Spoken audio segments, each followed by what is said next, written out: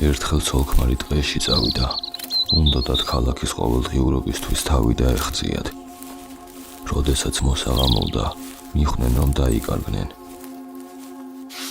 ქალი ნერვიულობდა, მაგრამ მეუღლემ დაამშვიდა და უთხრა, რომ აუცილებლად იპოვიდნენ სახლში დასაბრუნებელ გზას. გავიდა რამდენიმე საათი, უკვე ჩამოგნელდა. არც კომპასი ჰქონდათ, მობილურიც არ იჭერდა. მალე იმედიც გადაეწურათ, მაგრამ უეცრად მინდორში ძველი ქოხი დაინახეს.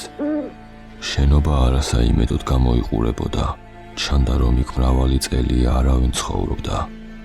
მამაკაცმა კარზე დააკაკუნა. არავინ უპასუხა. მან სახელური ჩამოსწია და კარი ჭრიალით გაიღო. სახლის შიგნიდან უფრო ცუდ მდგომარეობაში იყო ვიდრე გარედან. ძირს ნახერხი ეყარა, ირგვლივ ძალიან სიბინძურე იყო.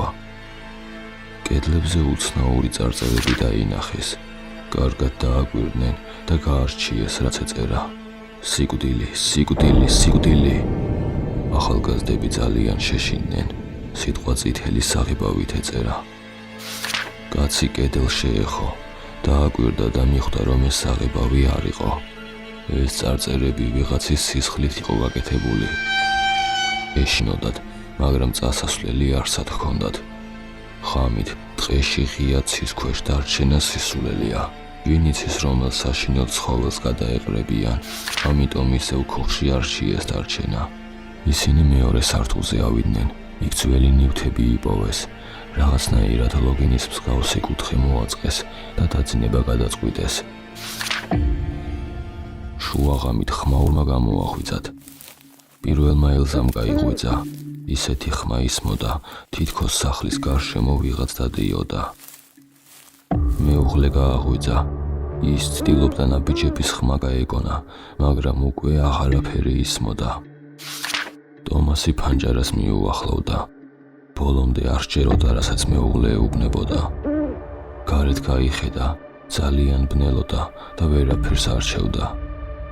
არის საქვინმე? არავინ უპასუხა. უკვე საწოლში დაბრუნებას აპირებდა, მაგრამ ელზამ ჰკითხა. იქნებ ვისაც ეკითხები, საუბარი არ შეუძლია. ტომასი ფანჯარასთან დაბრუნდა. არის საქვინმე? თუ კი ერთხელ დააკაკუნე, თუ არა ორჯერ. კაც შეეცინა. უეცრად ერთხელ კაკუნის ხმა გაისმა. ტომასი ელზასკენ შეტრიალდა გაოგნებული სახით. გარეთ გაიხედა. სიბნელეში ისევ ვერაფერი გაარჩია. სახლის პატრონი ხარ?